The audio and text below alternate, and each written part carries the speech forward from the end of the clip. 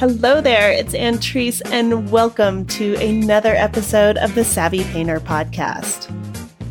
Savvy Painter is the podcast for painters who know that mastering your craft is a lifelong venture. They understand that the hardest part is showing up every day, whether they're inspired or not, and that we're all in this together. For the past 3 years, the Savvy Painter podcast has been sharing tips and techniques that you can use every day in your studio. And when you join the Savvy Painter email list now, you get a collection of inspiring quotes and practical advice collected from years of Savvy Painter interviews. Just go to savvypainter.com/subscribe to sign up for weekly emails and get your free PDF, Essential Tips for Artists. Each week, I interview established artists like Anne Gale, Scott Connery, Rebecca Crowell, and many other artists who are willing to open their studio doors, share their painting processes, and talk candidly about what it takes to consistently grow your skills. We get into the nitty-gritty of their daily studio practice, what tricks they play on themselves to avoid getting caught up in perfectionism, how to use flashcards as reminders to stay on track during long painting sessions, and other cool tactics to quiet the inner critic and continue moving towards excellence. The Savvy Painter podcast is filled with artists who generously share their stories, and by sharing their stories, they show the rest of us that we are not alone. So join us with the Savvy Painter email list and get even more connected with weekly emails. Sign up now and you get essential tips for artists, the inspiring quotes and practical advice collected from years of Savvy Painter interviews. Go to savvypainter.com/subscribe. It's that easy. Lorette Luzajic is a Toronto-based artist, photographer, and writer. She works in mixed media and collage and incorporates her writing and love of literature, poetry, themes from television, and movies into her work. You know, most people are afraid of public speaking, but imagine if you're giving a talk on your work and no one shows up. It happened to Lorette, but guess what? She is totally fine. She came out of it completely unscarred. And in this episode, Lorette tells you what she learned from that experience. We also discuss going through 1,000 bad paintings or miles and miles of canvas to get to the good stuff. She talks about her process, where she gets her inspiration, and since Lorette is also a lover of books, she recommends a couple of her favorites. So without further ado, here is Lorette Luzajic. Lorette, thank you so much for being on the Savvy Painter podcast. I'm delighted to talk with you. Thank you so much for having me. I'm very happy to be here. Can you tell me how you've started out as an artist? I love hearing the sort of pivotal moments that people had that made them decide that they were going to pursue painting. And in your case, I know that includes writing as well. So it was sort of a happy accident that I ended up focusing my life as a visual artist. I was always planning to be a writer before I could even write, that was the plan. And I actually went to school for journalism, and that didn't work out too well because it wasn't very creative. And I always made things. I made crafts and was drawing and doing a lot of stuff like that, but I wasn't very serious about it. And then after school, I was like, I can't write newspaper articles. This is not creative. It's horrible. And I took a vacation at my friend's place in Vancouver, and I decided I should learn the tarot and that maybe I should make tarot cards as a way of learning that. And I used Collage to make all 78 of the cards. Mm-hmm. And it was just so fantastic a process. And everyone was asking, are these Photoshopped? And I didn't even know what Photoshop was then. And I just got hooked on Collage like right away. And I never did go into news. So that's what happened. What did you do after that? After you had that realization, how did you transition into making a living out of this? So very quickly, I started incorporating. I thought if I can cut up images and glue them, I can start adding in other media and experimenting, and it will be endless. And I got really hooked on just very creative productivity. And I started to host art shows of my own and hook up with different artists, and we would just put up our own shows. And so I started selling right away.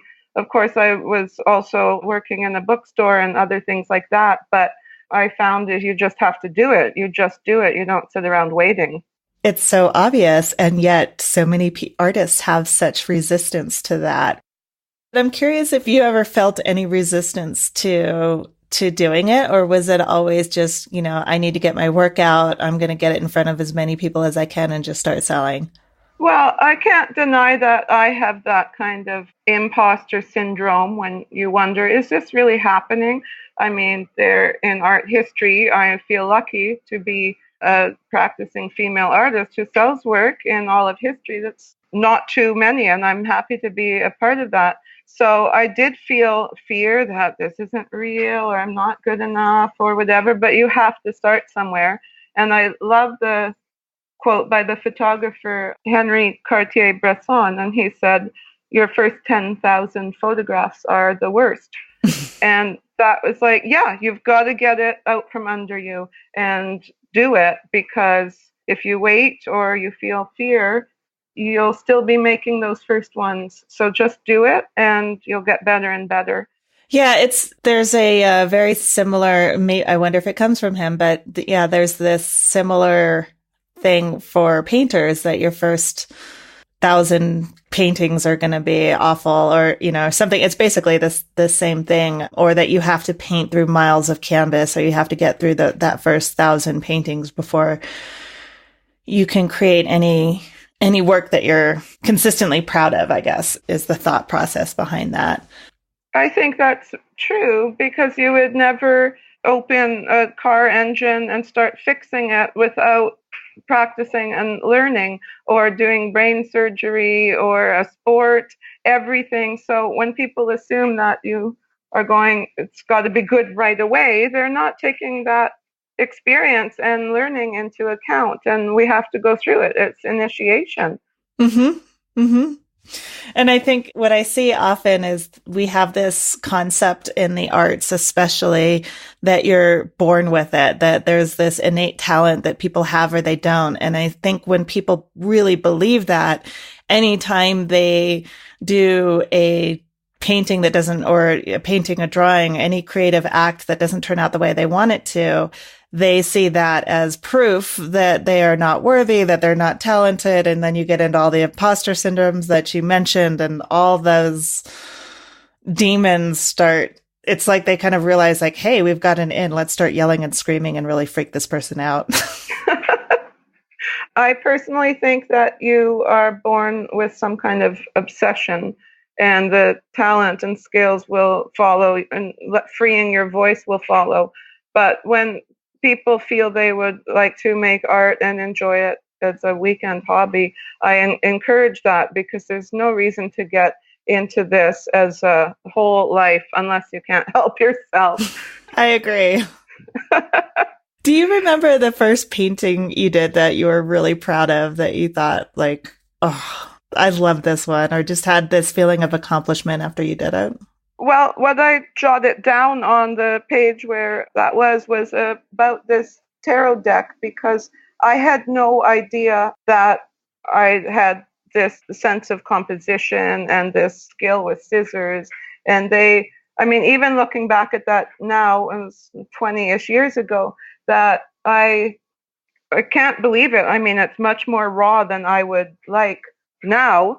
If I redid it now, it would be more refined. But I can see how there was this torrential creativity that was just under the surface, and the world of using all imagery as your palette just liberated me completely. I mean, I never had contemplated that collage is the ticket. It's not necessarily painting or drawing. Those are for other people, and they're tools for me. But the center is the collage act, the joy of juxtaposition. Can you talk about how you incorporate your writing into the visual art that you create?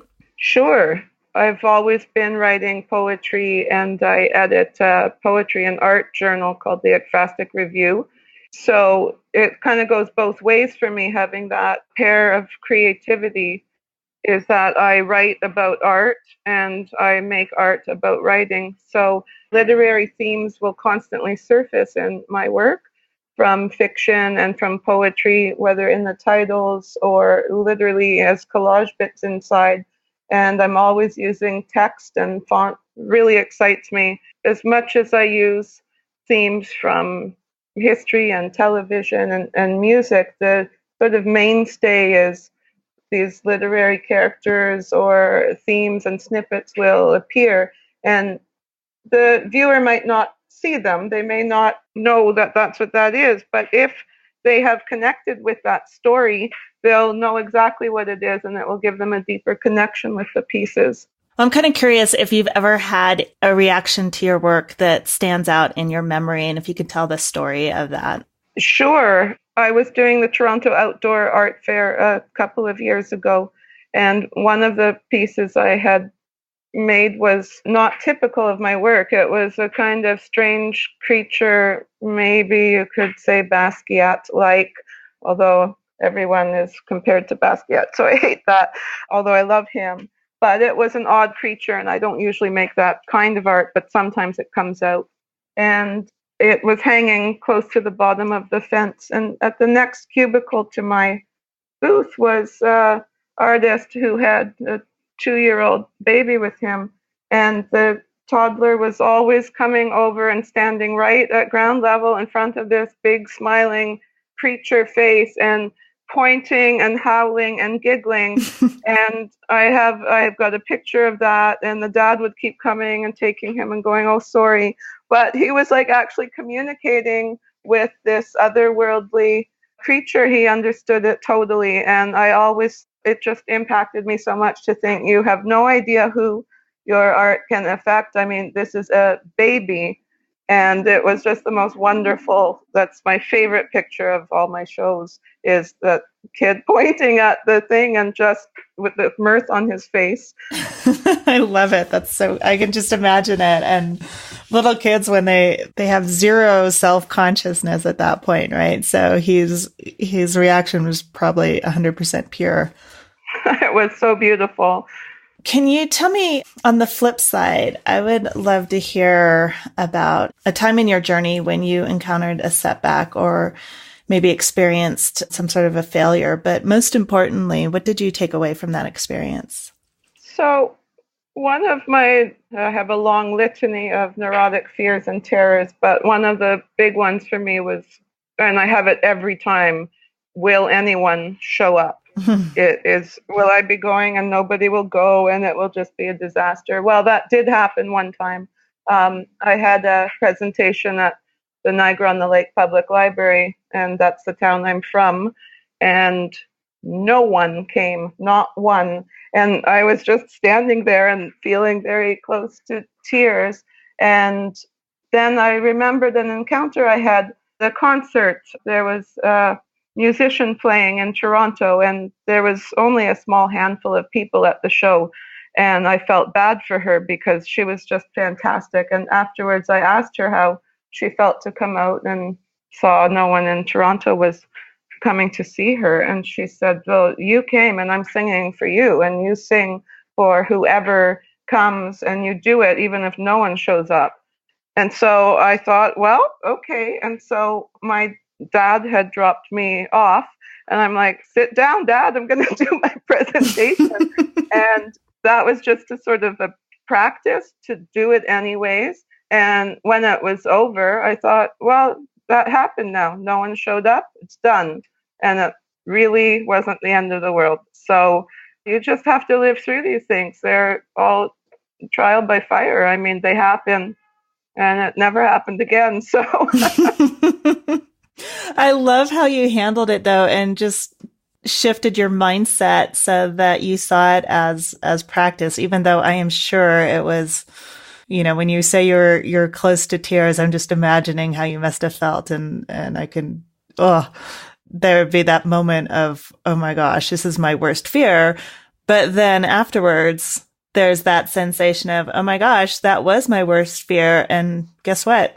Everything's fine. Yeah, you live through it. And I try to be positive, because every experience and all of its variations are an opportunity to learn something, and also to practice doing what you do and handling something and seeing something differently. And so I try to see it that way. I love it. I would love to kind of switch gears now and hear a little bit about your process. How do you come up with your ideas to start a painting? And I'll ask you again in case we go off on the ideas part. But I'm also really curious just about your process and what you actually do in your studio. Okay, so everything starts with what I call a seed. So that could be anything, but it will be one kind of spark, and it might be a line of dialogue or a book title I see, or it might be a font in an advertisement, or even a color combination. And then everything kind of seeds around that original seed, like it just starts springing. So then I start gathering what might be interesting to juxtapose with that statement or that color combination, or it might be a weird image that I find. And it just, in a way, it's very random, but there are always sort of correlates that scoop the things in together.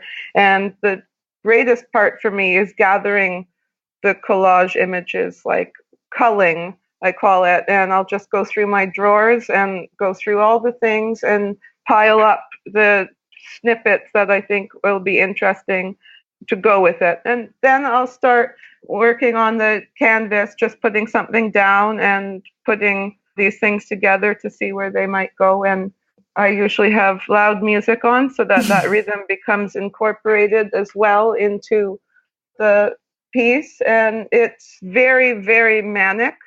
I sometimes just go for 2 days. I don't even leave the house or wash my hair or anything. Like it goes when I'm in that flow. Mm-hmm. It's pretty insane. And then there's a sort of denouement period, and I always like to revisit a piece. It's never finished right away, even if it is. I have to come back and start taking things out where they get too busy, or just realizing that in that high it wasn't, editing, you could call it. And that has to happen after the distance from the piece, because the first part is like having an affair. It's so creative and wild, but then after that you kind of have to take care of administrative stuff and refine it so to make it work.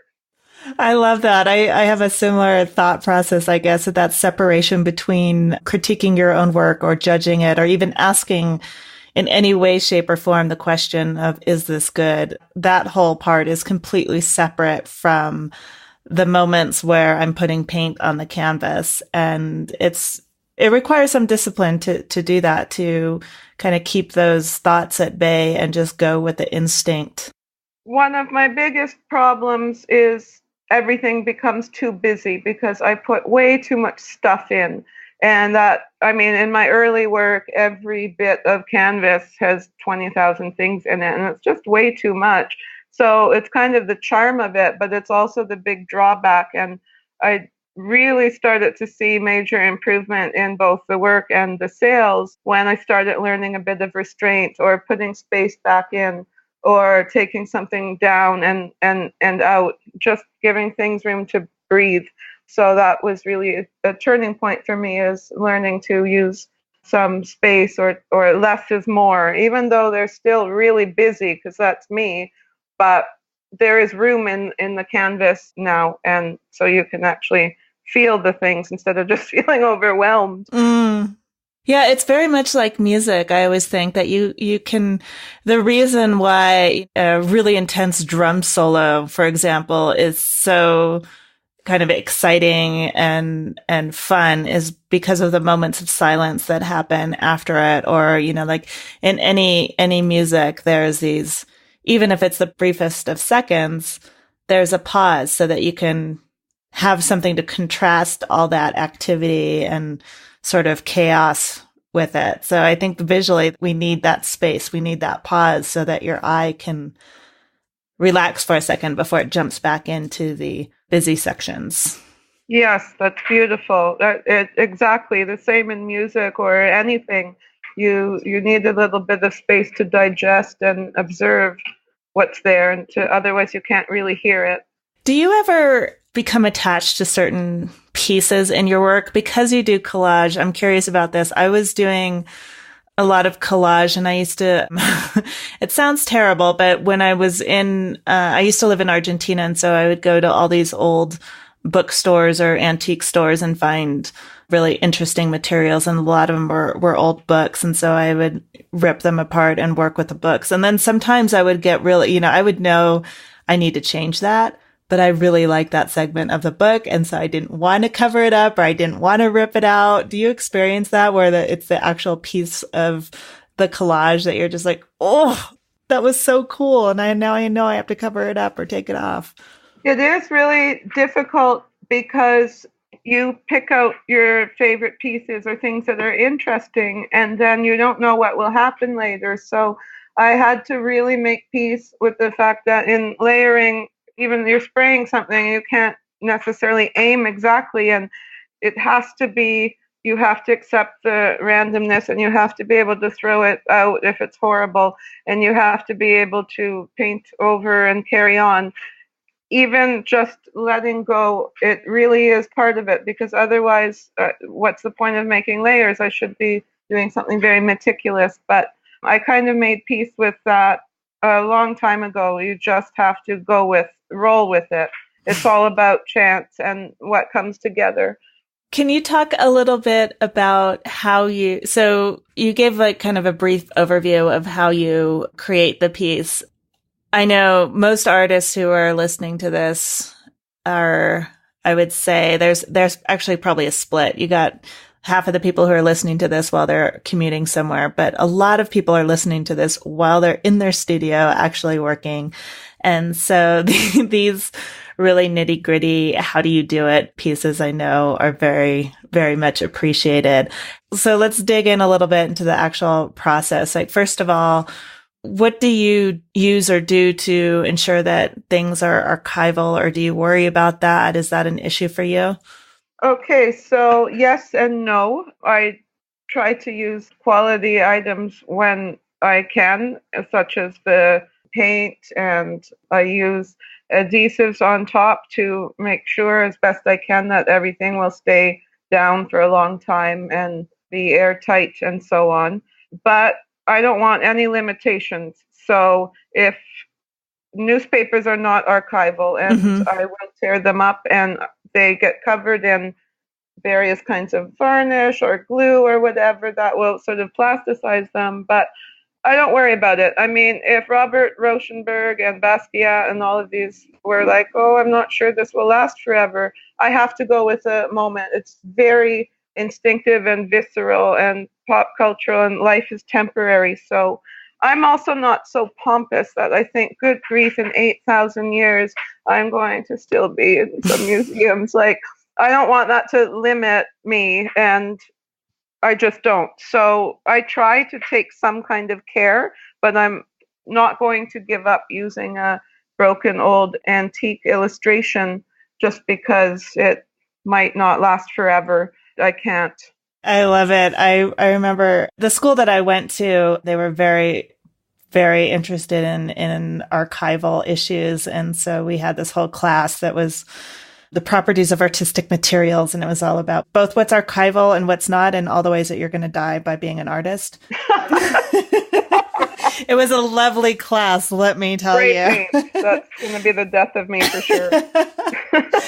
And it made me really paranoid for the longest time. And so it really, what you're alluding to, it really impeded my work because I was so afraid of everything, like, ooh, I don't know. What does that do? What's going to happen? And what finally broke it was, years later, I was studying with another artist, and he's like, it's kind of similar to what you said. It's like, you know what, Antries, if people are still really interested in your art 1,000 years from now, all you're doing is... You're fine. Yes. They will spend whatever money necessary to fix any problems that might crop up. And, if that's not enough, terrific. Yes. It's a good problem to have. Exactly. It's a good problem to have, and you're providing job security for archivists of the future. So, That's great. I mean, not, again, like you're saying, not to be irresponsible about it and use something that is going to fall apart in 2 weeks. But I think that a lot of those issues we overcomplicate. I can't connect value only to longevity. The value is if somebody likes it now and responds to it. And if I have to limit my materials, then I'm not going to be, my vision is unique. Other people have other things, and what I'm doing is very different. So if somebody wants that, it can't come any other way. If I use only oil paint, I'm not this kind of artist. And that's great for those who are, because oil paint is the cream of the crop, but that's not how I work. Mm-hmm. Do you ever get stuck? And if you do, how do you pull yourself out of that? No, almost never. I have a very active, voracious curiosity, and it's the opposite problem. There's no getting stuck. It's trying to narrow and have enough hours to put it out. I am kind of like a volcano, and it's actually sometimes painful. So it's the opposite, how to narrow. Everything spins ideas. I can just look in a gallery or flip through an art book or some poetry, and then I suddenly have pages of lists of new thoughts and new correlations. And it's really, really, really manic, everything. So I don't know what I would do if I wasn't doing this. I mean, I would probably explode. But no, I never run out of ideas. If I never have another one, I have enough notebooks filled with thoughts for the rest of like the next 1,000 years of my life. I love it. So, and I love that you're going to live 1,000 years. Well, I have to. There's work to be done. My God. Can you talk about your notebooks? Yeah. I guess that was a very broad question. I can leave it that way, or I can narrow it down for you if you like. I'm curious what your habits are with your notebooks. So I just open it to a page and scroll something down that will be illegible to anyone else in same collage, like random bits, sometimes paste in or just tear out something that I want to put in my clippings drawer later from a flyer or magazine.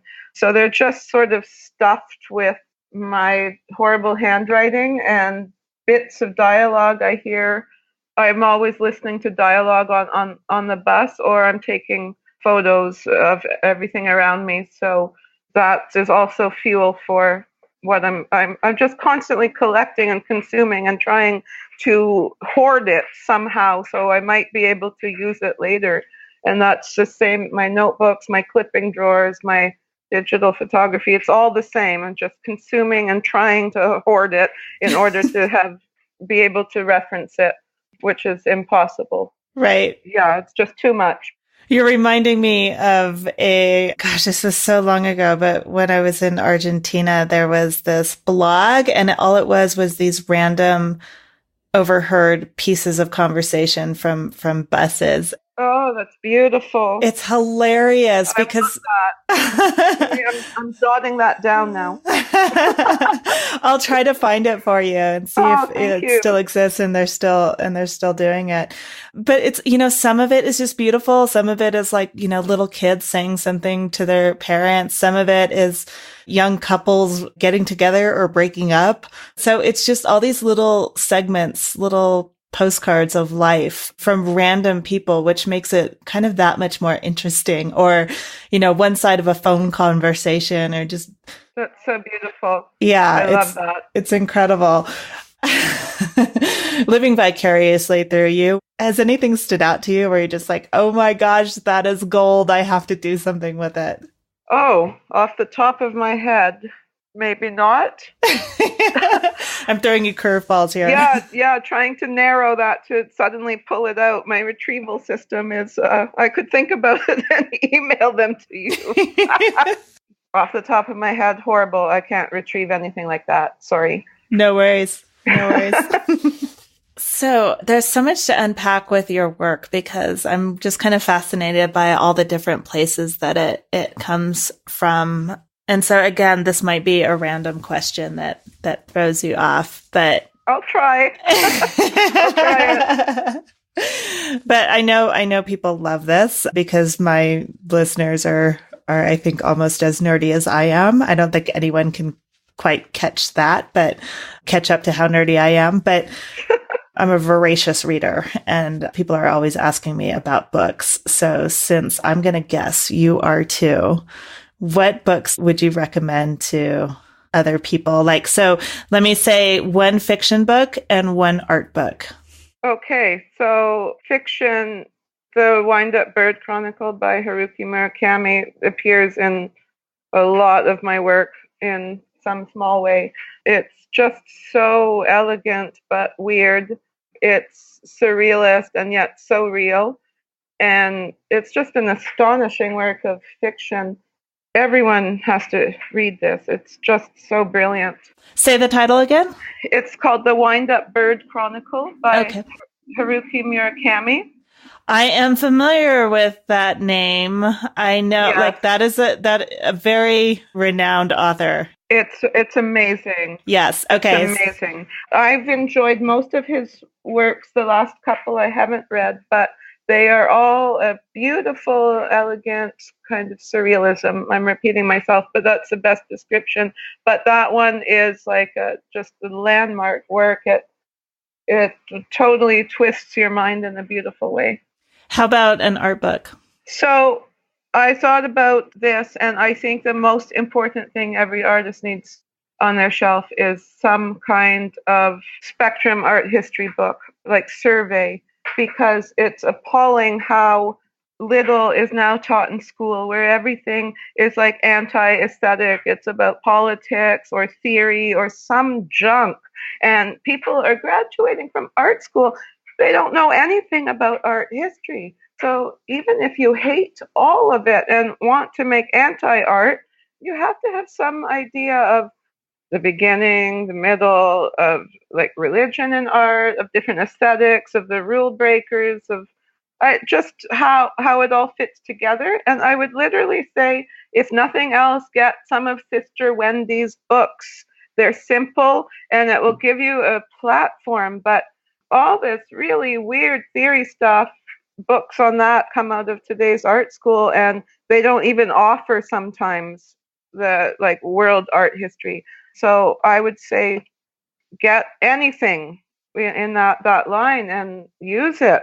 Yeah. I mean, I don't understand that either, especially, people who say they don't want to be influenced, or, they come up with all these different reasons, which when you think about it, it doesn't really make sense. And even if you want to be the anti-artist, you have to have something to, it's like a swimmer. You need something to push off the wall from. Yeah. And if you don't know what that is, I don't understand how you're being anti anything. You're just sort of. Imagine going to a cooking or medical school and not having a clue about food or the human body. I mean, really, it's absurd, but so that's what I would recommend. Absolutely. Okay. Love it. I want to go back to your process because I'm just fascinated by this, and I love hearing people talk about what they do when they're in their studio. Do you have any habits or rituals that start off your studio time? Habits or rituals? Coffee and wine, depending on what hour of the day, are integral. To me, the most important thing is, as boring as it sounds, is routine and discipline. My inspiration is abundant, but it's nothing compared to actually acting and doing. So every day I wake up, naturally I'm a real early bird. I know a lot of artists work late at night. Not me. I get up 5 or 6 and I just get started. And by noon, I will have so much work done, and it will be studio time, but also administrative, which I loathe, but is really important. And avoiding it means you'll avoid sales and shows. You have to be putting proposals together and answering questions and things all the time. So I try each day to do the most boring things first, or the hardest ones first, and then to have the luxury of just creative time for the rest of the workday. I love what you just said, that avoiding the work means avoiding the shows and avoiding selling. Until I can afford an assistant and a secretary, no one's going to do it for me. So I have to do it even though I don't like it. That's just how it is. Yeah, I know. I keep wishing that the dishes would do themselves, and so far they don't. That's right. Same thing. It's true with all that other stuff, but it's so refreshing to hear you say that. And one thing that I'm hearing kind of flow throughout this entire conversation, I think, is this idea of using action to get past all the other stuff that happens. And what specifically I'm referring to is exactly what we just talked about. But also, we started this conversation by talking about your first shows and how you got yourself out there. And you were saying you just have to do it. And all the fears that we have as artists, that nobody will show up, that somebody will say no. The only way to get past those is to keep moving, is to act, action is the only antidote, I think, to fear. At least that's what I've discovered, or been true for me, I should say. Absolutely. I'm a really big believer in DIY, like do it yourself. And anything I don't like or want to overcome about the industry, well, then I find my own way, which doesn't always work out, but then I learn something too. But no one's going to do it for you. No one's going to discover you if they're not going to see inside your studio unless you're showing them. And you just have to get out there. And if you don't like something, a certain market or something, then find a different one. That's just how it is. Amen. I love it. So, sorry, I'm trying to not just sit here and agree with you and tell you more reasons why I agree with you. But I'm pretty much going, yes. Well, when I was just starting out, I had some real audacity. I thought, good grief, it will be like, 10 years before I have a solo show at a real gallery. And that's just too long. And I mean, it's so embarrassing now. Those pieces were just awful. But I thought, well, you have your own solo show, like to debut yourself. And that's what I did. I hired a DJ and asked a friend to help me. And we had it in a friend's apartment. And I advertised that I was making 500 collages and assemblages and shrines and installations. And everybody should come to hear this fabulous DJ. And people came and people bought stuff.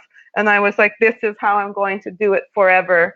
They'll be calling me. And that is starting to happen. So how long did that take?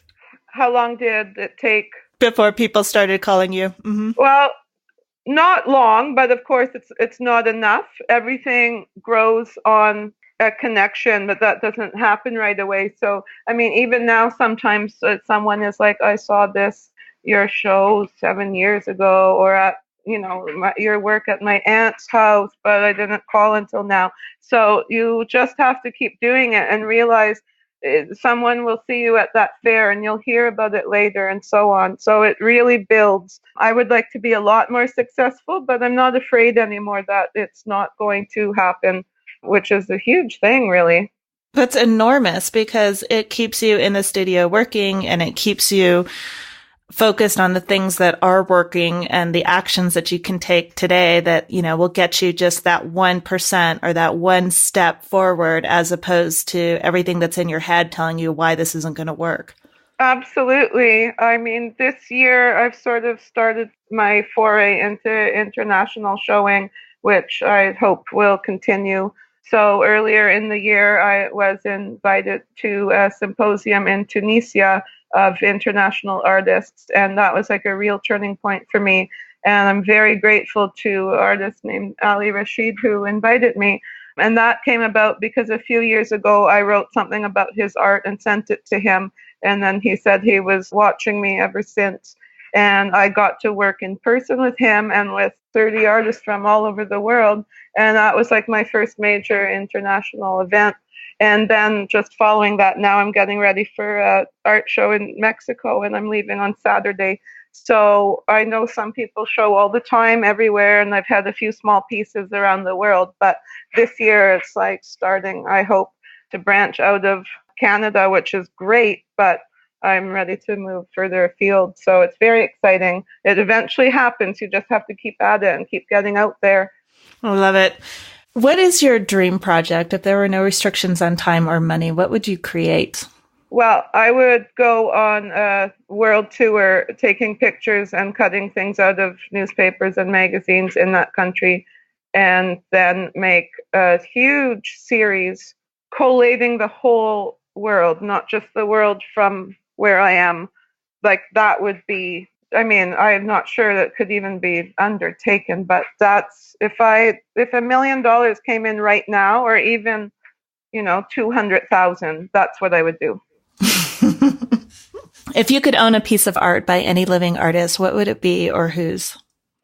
So this was really difficult because there's thousands, but I think it would have to be a photograph by Joel Peter Witkin, because they're so weird and transgressive, and they're horrifying to me, but I'm compelled by his obsessions. And he's a photographer who really pushes the boundaries of what's acceptable. And he arranges outsiders and dead animals and old antiques into assemblages or into tableaus that are really horrifying and beautiful. And I don't usually like art that is like, oh, here I bled on the canvas and it's so radical. I just don't get into that. So I really even have a hard time liking him, but he's surprisingly soft-spoken and sweet, and I just can't imagine being so obsessed that I would actually have it blows me away that someone could be so obsessed about their work. So that's what I would own. Do you know, I don't know the answer to this question. Do you know, is that Jerome Witkin's brother? I believe it is. Okay. There are two brothers, and one is really freaky and the other one is not so much. Okay, so I haven't seen those photographs, but I've seen Jerome Witkin's paintings, and there are some that are sublime, but there's others that are absolutely horrifying. So interesting. I'll look him up, because I know Jerome Witkin's work, and I knew he had a brother as well, but I'd never looked up his work, so now I'm going to. Well, I'm telling you not to look unless seriously, you can't unsee it. But if a macabre or, boundary pushing appeals to you, then go for it. Last question for you, Lorette. What advice would you give to yourself, the artist that you were, say, 10 years ago? So figure, early 2000s. If you can think back to what you were doing then, what would you tell yourself? Prioritize organization. It's more important than anything else. You have to get on top of admin and not procrastinate. You're wasting time if you don't. And everyone wants to play around in the studio. And that might be the joy of being a weekend artist, is that you can just do things for the joy of it. But if you want to earn money and not go to other things, you have to. And it's taken me so long to try to get organized, and I'm still struggling with it because that's not my nature. But again, unless you have so much income that you can pay someone to do it for you and tell you what to do, it's very, very important that you organize. I mean, I have such shoddy records of the early days. I don't know where my things went, and, it's horrible. And it's a lot stronger in the last 8 or 10 years, and especially now. My records are becoming immaculate, but they sure were not. And I would miss deadlines for things. That can all be solved by being organized and attentive to focusing on those details. Very important. Lorette, thank you so much for taking the time to talk with me. It's been a lot of fun, and I've learned a lot. I'm really thankful. I really was looking forward, and I'm so glad that we got a chance to chat. I want to give a big thank you to Lorette for sharing so much of her story with us. Go to savvypainter.com and click on the podcast link to get show notes for this episode. You can also see Lorette's work and get links to those books that she recommended. For the past 3 years, just about every single week, I've been working hard to bring you tips and techniques to help you out in your studio. In-depth interviews with artists who are gracious enough to share their stories. And by sharing their stories, they show the rest of us that we're not alone. The Savvy Painter podcast has been downloaded over 1.3 million times since it started, and I am so honored that you choose to listen and be part of this community. And now I want to take a moment of gratitude to thank some of the very special people who support the podcast and help keep it going. So a big thank you to Don Jordan, Christine Curtin, Bruce Garrity, Shirley Williams, Jennifer Lessman, Elizabeth Quinn Bolduc, Carolyn Green, David Gorski, The Roaring Artist, Deborah Wage, Pat Oxley, Virgil Dyson, Kathy Beeler, Maureen Nathan, Alexis Redden, Gail Height, Barry Koplowitz, and The Art of Joy. Thank you so much for your continued support. One more thing I want to let you know. This year, you can expect a lot more workshops from Savvy Painter. If you are an artist who struggles with getting painting time in or feels like you're always busy but never really moving forward with your art, then my workshops just might interest you. Past workshops include Mindset Mastery, a 5-week online workshop to help you get past the roadblocks that keep you from painting. In it, we tackle the inner critic, fears of artists, and setting yourself up for a successful creative day. The workshop, How to Develop a Relationship with the Right Gallery, helped several artists find the right gallery and show their work. So if this is something that interests you, you can go to savvypainter.com/workshop and get on the email list. This is separate from the main list that tells you when a new episode comes out. This is just for the workshop, so you don't get quite as many emails, but when you do, there's always something really good happening. Sign up now and get a downloadable PDF with case studies that tell you exactly how 3 artists pushed through barriers that were getting in the way of their studio time. You can, for example, learn how Rhonda went from not wanting to call herself an artist to getting her very first solo show. Also, listen to an introverted artist describe how she built her confidence and then spoke in front of an audience of her peers. And you can discover the tools that Samantha used to take back her power after a decade of believing that she had no, I'm putting air quotes there, she had no talent. So again, go to savvypainter.com/workshop to reserve your place on the list. When you sign up, you get that downloadable case studies that I mentioned, but more importantly, you get exclusive invites to upcoming workshops. Most of the time when I launch a new program, it sells out before I ever announce it publicly. So reserve your spot now at savvypainter.com/workshop. Until next week, this is Antrice Wood with the Savvy Painter podcast. Thank you so much for listening.